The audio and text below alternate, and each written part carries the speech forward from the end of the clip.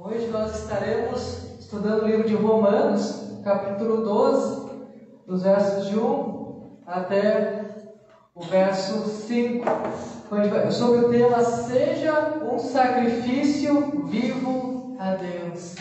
Seja um sacrifício vivo a Deus. Hoje nós verificaremos que nossa vida ela deve ser oferecida a Deus. A vida é um presente de Deus e devemos viver cada dia com um propósito claro, glorificar ao nosso Deus, honrá-lo e viver dia a dia a Ele. E tudo o que nós fazemos, isso significa que nossas escolhas, nossas ações, nossos relacionamentos e nossas prioridades devem estar alinhadas com a vontade de Deus e com o plano que Ele tem para as nossas vidas. A busca pela glória de Deus não é algo opcional ou secundário em nossa vida, na vida do cristão, mas é o propósito principal para o qual nós fomos criados. Viver para Deus, de fato, muitas vezes não é uma tarefa fácil ou automática. Isso nos requer um compromisso diário. A buscar Deus em oração, na leitura da Bíblia, nos esforçar para viver de acordo com os seus ensinamentos. Além disso, isso implica renunciar aos nossos próprios desejos e ambições e buscar a vontade de Deus assim. Mas antes de continuar, eu queria chamar então a Débora para estar fazendo o nosso culto infantil, está escrevendo. A Tainá e a Luísa podem estar vindo até aqui, vai estar orando.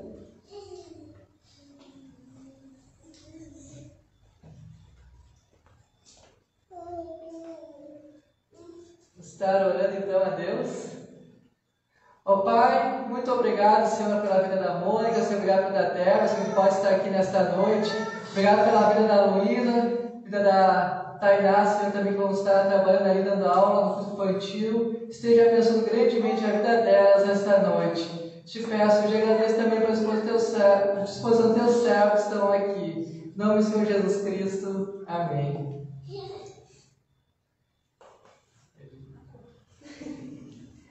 Então nós vamos continuar vendo aqui a busca pela vontade de Deus, a busca pela santidade. A gente vai ver isso através de Romanos capítulo 12, dos versos de 1 até o verso 5. A carta de Paulo aos Romanos é um livro extremamente atual para a igreja e de todas as épocas, na verdade, é um livro atual. Nessa carta nós encontramos profundas instruções no que tocante à vida diária, à vida doutrinária do povo de Deus. Lá nos primeiros séculos, no 5º século, João Crisóstomo, considerado um dos maiores pregadores de sua época, pedia que a epístola aos Romanos lhe fosse lida em voz alta, pelo menos uma vez por semana. Também a consideração que ele tinha por essa carta. Agostinho de Hipona, Lutero, John Wesley declaravam abertamente que vieram a firmeza da fé através do impacto de Romanos, da carta de Romanos em suas vidas. Então a carta aqui de Romanos ela foi escrita pelo apóstolo Paulo e muito provavelmente isso aconteceu antes da visita que ele fez lá em Jerusalém. A melhor data de escrita dessa carta que a gente pode colocar talvez seja o fim de 55 depois de Cristo até o primeiro semestre de 51 depois de Cristo. E desse período essa carta deve ter sido escrita. Então vamos estar lendo nesta noite Romanos, capítulo 12. Os primeiros 5 versos nos quais nós estaremos estudando, que dizem assim: Portanto, irmãos, pela misericórdia de Deus, peço que ofereçam seu corpo como sacrifício vivo, santo e agradável a Deus. Este é o culto racional de vocês. E não vivam conforme os padrões deste mundo, mas deixem que Deus os transforme pela renovação da mente, para que possam experimentar qual é a boa, agradável e perfeita vontade de Deus. Porque pela graça que me foi dada, digo a cada um de vocês que não pense de si mesmo além do que convém. Pelo contrário, pense com moderação, segundo a medida da fé que Deus repartiu a cada um. Porque, assim como num só corpo temos muitos membros, mas nem todos os membros têm a mesma função, assim também nós, embora sejamos muitos, somos um só corpo em Cristo e membros uns dos outros. Está orando mais uma vez? Ó Pai, muito obrigado, Senhor, pela Tua palavra, muito obrigado pelo texto bíblico aqui, Senhor, que podemos estudar e aprender mais de Ti. Esteja falando conosco nesta noite, Senhor, através da Tua palavra, e me use como servo Teu, Senhor. Trabalhe em minha vida para que esse momento seja dito apenas aquilo que Tu queres que seja dito, Senhor. Transforma-nos através de Ti, Senhor, a Tua palavra, eu te peço. Em nome do Senhor Jesus Cristo. Amém. Então vamos verificar nessa noite, irmãos, que nossa vida deve ser oferecida a Deus. E vamos verificar através desse texto significados de ser um sacrifício vivo a Deus. O que significa isso? A gente vai ver isso primeiramente, que o sacrifício vivo é aquele que faz a diferença. A gente verifica esses dois primeiros versos. No versículo 1 aqui de Romanos 12, nos diz que devemos apresentar nossos corpos a Deus como sacrifício. Isso é um sacrifício vivo e santo, é um culto que agrada a Deus, quando nos entregamos a Ele, entregamos a nossa vida a Ele. O sacrifício geralmente era o corpo do ser humano já morto, não era um corpo vivo. Então, que o apóstolo Paulo aqui não está querendo dizer que você devemos sacrificar, sermos queimados na fogueira, qualquer coisa nesse sentido. É que a nossa vida deve ser entregue todos os dias a Deus. Devemos negar nós mesmos, carregar nossa cruz e viver para Jesus Cristo. E pelo menos em Romanos 6, nós vemos 3 vezes Paulo falando que nossos corpos devem ser entregues a Deus. Em versículos 13, 16 e 19. Então Paulo fala que devemos ser entregues completamente ao nosso Deus. Nosso corpo, nossas pernas, braços, ouvidos, olhos, língua devem servir para glorificar ao nome do nosso Deus. Assim, o sacrifício a Deus não é apenas pensar corretamente a Bíblia, conhecer a Bíblia, mas é viver na prática aquilo que nós cremos, mover diante de uma ação que de fato obedece a Deus, de fato glorifica a Deus, que se entrega a Ele. Então, na prática, como você pode apresentar a Deus seu corpo como sacrifício a Ele? Talvez a melhor resposta que possamos encontrar, uma das melhores respostas, é a conexão entre esses dois primeiros versículos aqui de Romanos 12. Entendo que esse versículo 2 aqui é a explicação do versículo 1. O versículo 1 fala sobre sacrifícios e fala também sobre adoração a Deus. O versículo 2 fala sobre uma mente renovada, nossa mente sendo renovada para fazer a vontade de Deus. É a ligação que nos faz pensar, então, que o apóstolo Paulo não está pensando dessa maneira simplesmente vã, mas ele repete a palavra agradável dos 2 versículos. Ele está repetindo para fazer ligação entre essas duas ideias, esses 2 versos. No verso 1 a gente lê: ofereça o seu corpo como sacrifício santo, agradável a Deus. No verso 2 nós lemos: para que possa experimentar qual é a boa, agradável e perfeita vontade de Deus. Estão diretamente interligados aqui, como se um explicasse, complementasse o outro. E provavelmente há uma ligação estreita entre oferecer o corpo como sacrifício agradável a Deus e fazer a vontade agradável a Ele. Portanto, irmãos, oferecer a vida como sacrifício a Deus está intimamente relacionado a obedecermos ao nosso Deus. Quando obedecemos a Deus, somos luz no mundo, nós fazemos a diferença no mundo.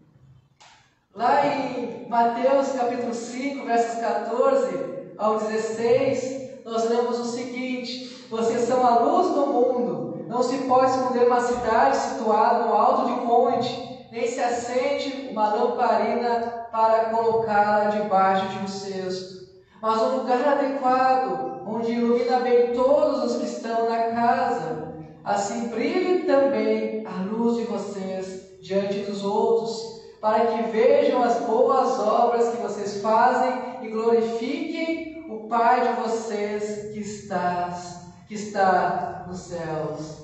Quando a gente vê aqui que cristão escondido, cristão que não age como cristão, é como uma vela escondida, não ilumina ninguém, não tem produtividade, não transforma nada à sua volta. Por isso que a gente faz uma ilustração com uma vela aqui.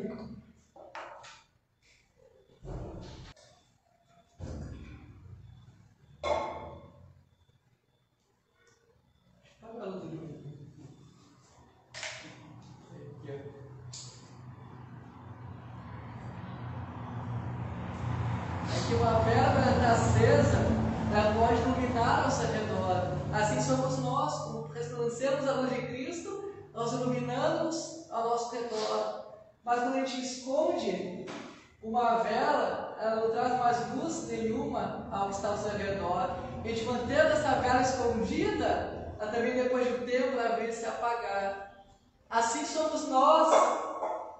Se nós escondemos das pessoas, nos conhecerem como cristãos, nós não vamos iluminar nada ao nosso redor. Seremos como luzes apagadas, devemos apagar até a própria luz de Cristo em nós. Não que perderemos a salvação, mas que nós não traremos luz para os outros, perderemos a comunhão com os outros, assim como a vela se apaga. Nós também podemos se apagar, não iluminamos mais ninguém aos outros. Então não podemos ser cristãos escondidos do mundo, debaixo de um cesto, seja o que for, como a analogia que o texto bíblico nos traz. Mas devemos ser cristãos que de fato vivem o Evangelho de Jesus Cristo, que iluminam aqueles que estão ao nosso redor, para não só trazer luz às outras pessoas, mas para manter a chama em nós acesa também. De fato, a gente vive esse Evangelho que nós cremos e não deixemos a luz de Cristo ser apagada. Eu falo, deixa perde a salvação, mas podemos deixar de iluminar os outros e nos afastarmos de Deus. Romanos 12:2, a gente leu, diz assim: não sejamos conformados, mas transformados. Então a gente vê dois comandos neste versículo. Primeiro, não vivam conforme os padrões deste mundo. Não sejam conformados pelos padrões deste mundo, mas sejamos transformados.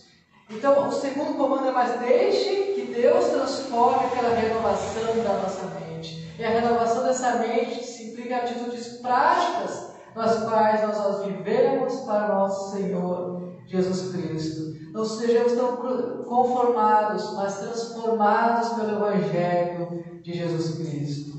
Então dedique sua vida como cristão a ser transformados por Deus e transformar as outras pessoas, iluminar as outras pessoas também. Não se acomode no nível de transformação que você tem agora. Não viva uma zona de conforto, mas avance no reino de Deus. O foco não é, primeiro, limpar somente a parte externa, mas limpar o nosso interior, a renovação da nossa mente. Em outras palavras, a transformação é não conformidade. Do lado de fora, deve fluir de uma mente renovada por Cristo Jesus em nossa vida. E essa transformação no nosso interior leva a mudança nas atitudes que podem ser vistas exteriormente.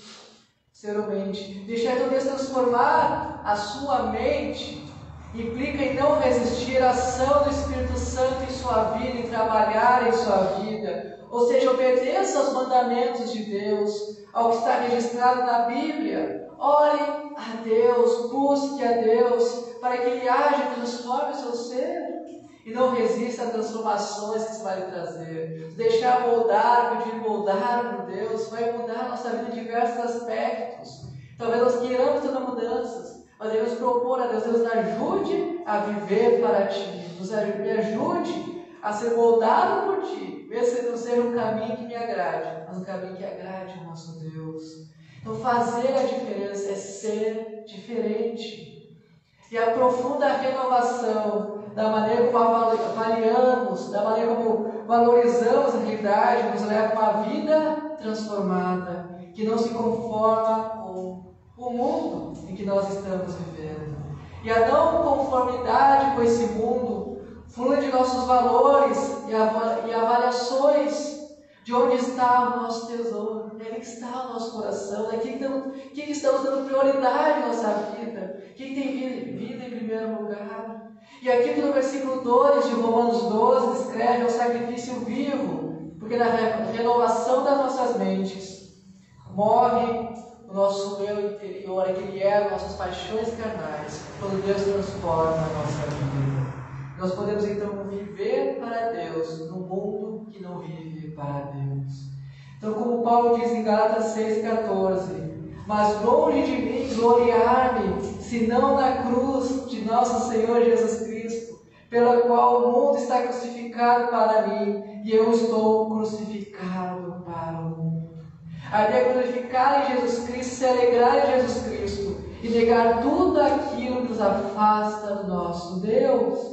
Assim é a renovação da nossa mente, assim é a morte de velhos valores e o renascimento, o nascimento de valores novos em Cristo Jesus. Então nossa vida será oferecida a Deus em todos os dias. Então ficamos significados de ser sacrifício vivo a Deus. O primeiro, o sacrifício vivo é aquele que faz a diferença.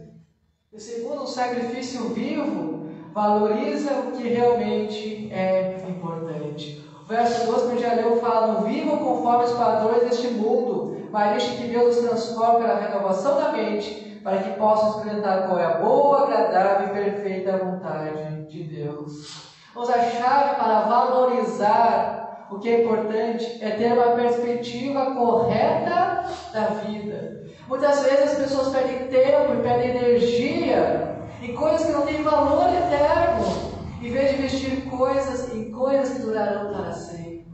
Valorizar o que é importante significa valorizar a Deus acima de todas as coisas.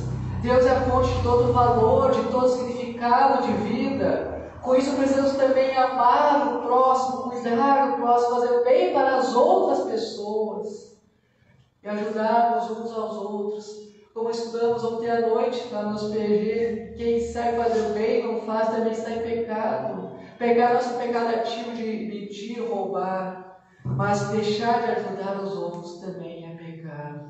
A gente pode fazer o bem e não faz, também estamos em pecado. Também valorize o tempo que você tem aqui na terra. Ele é breve. Use o seu tempo com sabedoria para fazer a vontade de Deus e servir as outras pessoas. A vida aqui é curta e devemos aproveitá-la ao máximo, fazendo coisas que têm valor eterno. Deus é o tesouro que tudo satisfaz e devemos satisfazer em Deus. Assim, a nossa adoração espiritual deve vir a Deus todos os dias e dizermos: Deus, não há nada que eu queira mais do que provar o que é mais digno e valorizar o que é mais valioso, e valorizar o que é mais precioso e admirar o que é mais valioso, mais belo e odiar o que é mau e abominar aquilo que desagrada. O que é tão valioso, o que é tão precioso que devemos amar é o nosso Deus e a sua vontade. Então a essência de vermos para Deus, obedecermos a Ele, se implica amarmos aos outros também. E a essência da adoração a Deus é estar satisfeito em Deus e nutrir em Cristo, nutrirmos em Cristo sendo como algo valioso e se dedicar a nossa vida a Ele. A mente renovada, ela também percebe, aprova e valoriza a vontade de Deus e assim transforma todo o nosso ser. Porque para a nossa mente em Cristo Jesus, antes de tudo, experimenta o poder do relacionamento com Ele. Quando temos um relacionamento verdadeiro com Deus, nossas atitudes são refletidas por esse relacionamento. Tudo na vida é o brilho do que você realmente valoriza. Se estamos valorizando Deus, nós resplandeceremos Deus. mas estamos valorizando as outras coisas que não agradam a Deus, nossa vida de maneira nenhuma vai resplandecer a Ele, de nenhuma maneira vai brilhar o Evangelho dele. Portanto, toda a vida deve ser uma adoração culta a Deus, somente a Deus, e não qualquer outro ídolo que nós possamos criar. E é tão fácil criar os ídolos, é tão fácil orar por outras coisas, mas possamos orar a Deus e dizer: Deus, me ajude a adorar somente a Ti. Me ajude a adorar somente a Ti. Onde nós investirmos o nosso tempo, mostra ali o que de fato valorizamos em nossa vida. Então, no que você tem investido o seu tempo, valorize aquilo que realmente importa. Invista o seu tempo naquilo que realmente importa. Lucas 9, capítulo 9, verso 25, diz assim: de que adianta uma pessoa ganhar o mundo inteiro se vier a perder-se ou causar dano a si mesmo? Que adianta de sermos as pessoas mais ricas, com mais status, com os mais bens materiais possíveis, se irmos para o inferno? Que adianta nós vivermos uma vida que é agrada tanto aos outros, esses outros estão para o inferno, vão sofrer eternamente? O que nós estamos fazendo diante dessa verdade? Será que estamos pregando o Evangelho para quem está indo para o inferno? Ou estamos confortáveis em nosso vizinho morrer eternamente? Que possamos avaliar nossa vida, o que tem sido feito dela, o que tem sido feito na nossa vida. Uma vez eu citei essa frase aqui, eu acho bastante interessante, vou repeti-la. Foi dito por Jim Elliot, missionário entre os reis, que disse: não é tolo quem dá o que não pode manter, para ganhar o que não pode perder. O que nós não podemos perder? É nossa vida com Cristo Jesus.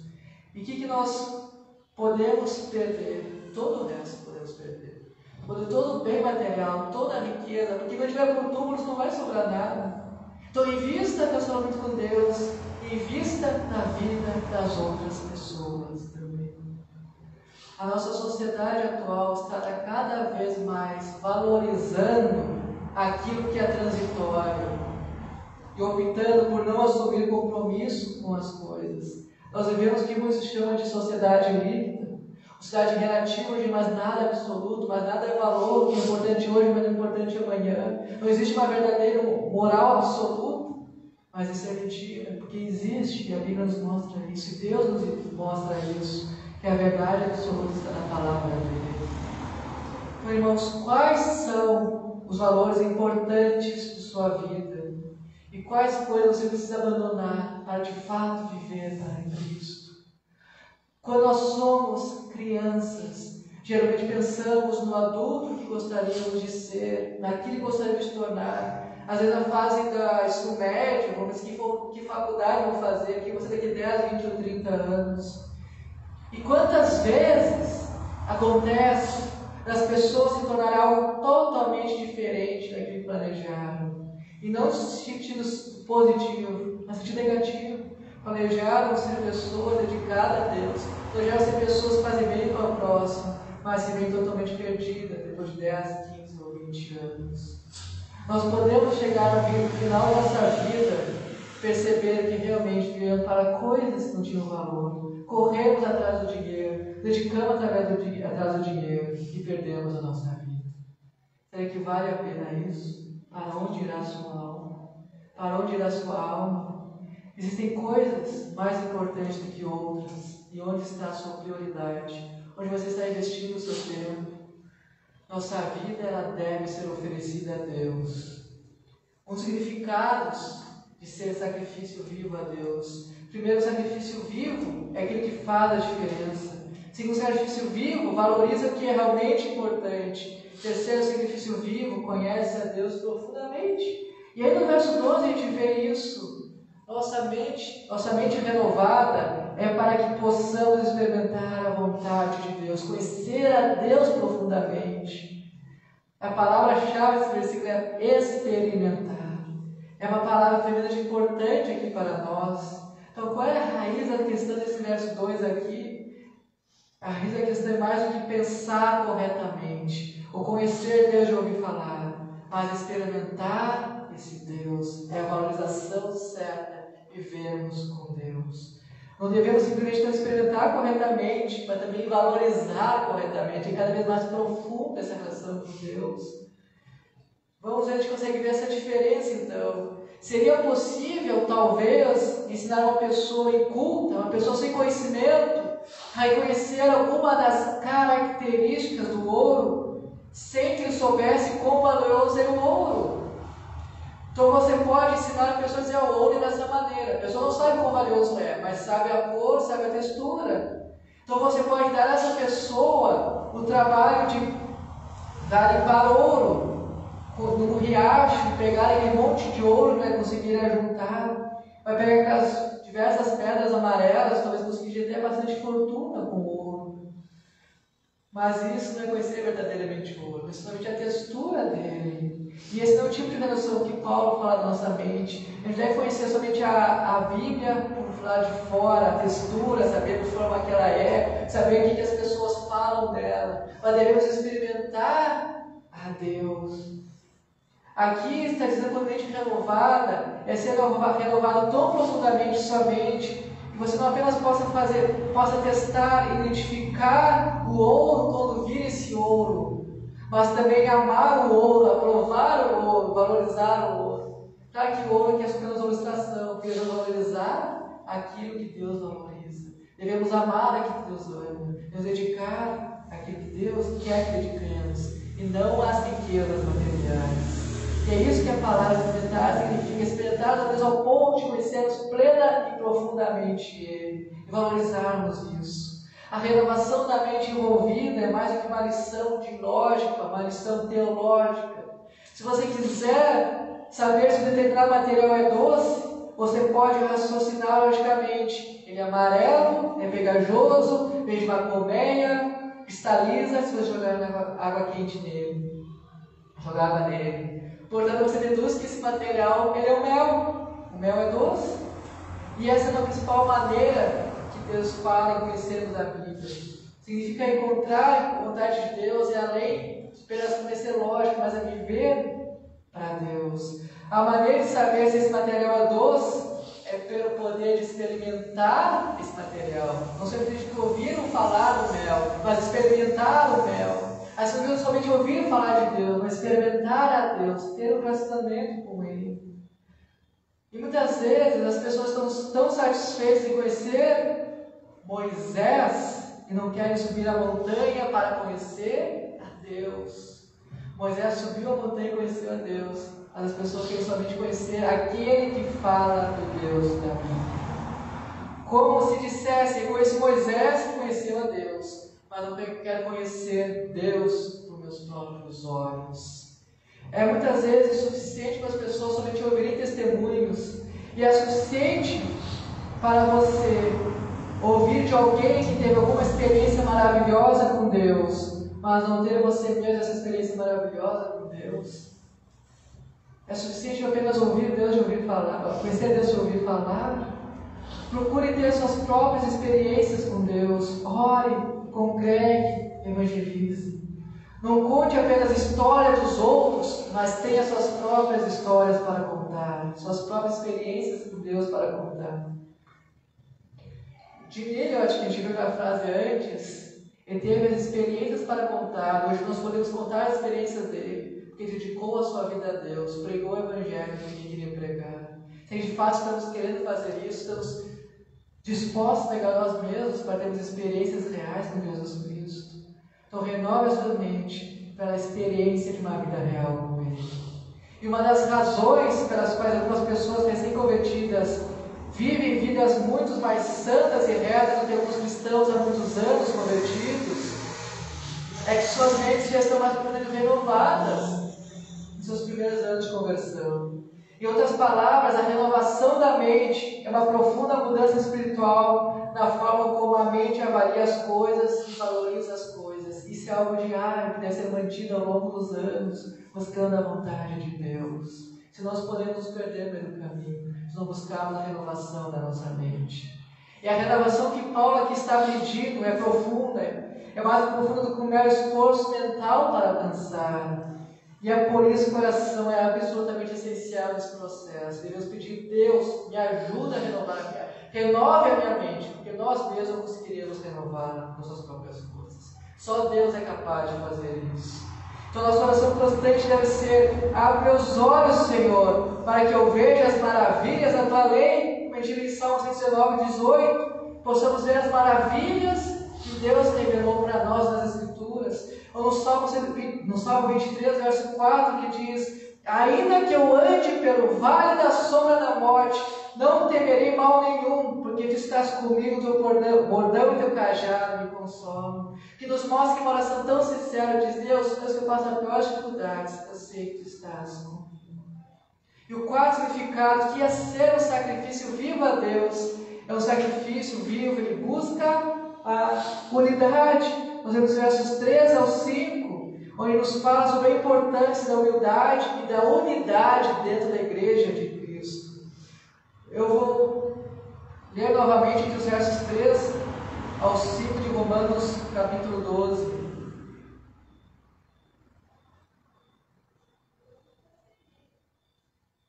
Os versos 3 ao 5 dizem assim: porque pela graça que foi dada, digo a cada um de vocês, que não pense de si mesmo além do que convém. Pelo contrário, pense com moderação, segundo a medida da fé que Deus repartiu cada um. Porque assim como um só corpo temos muitos membros, mas nem todos os membros têm a mesma função, assim também nós, embora sejamos muitos, somos um só corpo em Cristo e membros um dos outros. Irmãos, como é importante a unidade de uma igreja. A destruição de uma igreja não vem de fora para dentro, mas vem de dentro para fora, quando deixamos de nos unir. E aqui nos ensina: sejamos unidos. Nós pensamos diferente, nós temos entendimentos diferentes, nós somos criados em culturas diferentes, mas devemos olhar para Cristo e termos um objetivo em comum. E apesar da nossa diferença, caminharemos juntos. Apesar de termos opiniões diversas, andaremos juntos. Devemos valorizar essa unidade que Jesus Cristo nos deu, valorizar a vida que Deus nos deu para vivermos unidos nele. Só assim conseguiremos avançar como igreja, só assim conseguiremos ser luz para o mundo que não conhece a luz de Cristo. Então devemos viver em unidade. Nesses versículos de 3 ao 5 de Romanos 12, o apóstolo Paulo exorta os cristãos a não pensar de si mesmo além do que é necessário, mas a terem a mente sã e equilibrada. Paulo também destaca que cada cristão tem dons e talentos diferentes, dentro desse assunto posteriormente, e que eles devem ser usados em conjunto para o bem da igreja como um todo. Como se ele dissesse que todos os membros do corpo de Cristo são importantes e têm uma função específica. Então você é importante para o corpo de Cristo. Cada um que está aqui é muito importante para o corpo de Cristo. Devemos valorizar isso, devemos valorizar cada pessoa que trabalha junto para o avanço do reino de Deus. É de suma importância entendermos a importância de sermos servos diante de Deus e sermos servos diante de uns dos outros também. Esvaziar nós mesmos para que o outro se exalte, mas não temos glória para nós mesmos. Reconhecendo que a salvação é um presente que Deus nos deu, que não merecíamos, e não há mérito nenhum em nós em sermos salvos. Precisamos ser unidos em torno da mensagem do Evangelho de Cristo e não deixar as diferenças pessoais ou preferências individuais nos dividirem. Quando cada membro da igreja usa seus dons e talentos para servir ao Senhor e para servir ao próximo, a igreja pode ser uma poderosa força para o bem e transformação da sociedade. Precisamos, com isso, sermos humildes, fiéis e amorosos no serviço de Deus, no avanço do reino de Deus. Trabalhando juntos em unidade para cumprir a grande comissão de fazermos discípulos em todo o mundo. A unidade permite que a igreja funcione como um corpo coeso. Assim como o corpo humano precisa de todas as suas partes são importantes para funcionar corretamente, a igreja também precisa de todos os seus membros para funcionar juntos, em harmonia, e alcançar seus objetivos. Quando a igreja está unida, ela pode se concentrar em cumprir a sua missão e levar o evangelho aos demais. ajudar necessidades e apoiar os outros em tempos de necessidades. A unidade da igreja também é importante para o seu testemunho perante os descrentes. Quando há divisões, quando há conflitos dentro da igreja, isso pode prejudicar a imagem da igreja perante a sociedade. E ser um mau testemunho da vida para os demais. Além disso, a unidade da igreja é essencial para promover o amor e a compaixão entre os membros. Jesus Cristo ensinou que seus seguidores deveriam amar uns aos outros, como Ele os amou. Isso só é possível quando os membros da igreja estão em união. Quando a igreja é dividida, está em desunião, as pessoas tendem a se concentrar em suas diferenças ao invés daquilo que tem em comum, que pode levar ainda mais a conflitos, ainda mais divisões. E ainda é preciso entendermos que a unidade da igreja é importante porque reflete a unidade do nosso Deus. Deus é um Deus de amor, Deus é um Deus de unidade. E deseja que o seu povo esteja unido em serviço a Ele. Quando a igreja está unida, ela pode ser a imagem viva do amor de Deus derramado por nós. Irmãos, a igreja é como se fosse um exército que deve marchar em unidade, marchar em sincronia, seguindo as instruções de seu comandante para vencer uma batalha. Cada soldado tem um papel importante no exército, um papel importante a desempenhar, e todos devem estar em sintonia também, uns com os outros, para alcançar a vitória. Assim como um exército que se divide ou se desorganiza durante uma batalha pode perder a sua batalha, não conseguir ganhar, a igreja, quando ela não está unida e coesa, pode não alcançar o objetivo de proclamar o Evangelho de Cristo Jesus. Mas a unidade, ela não significa uniformidade.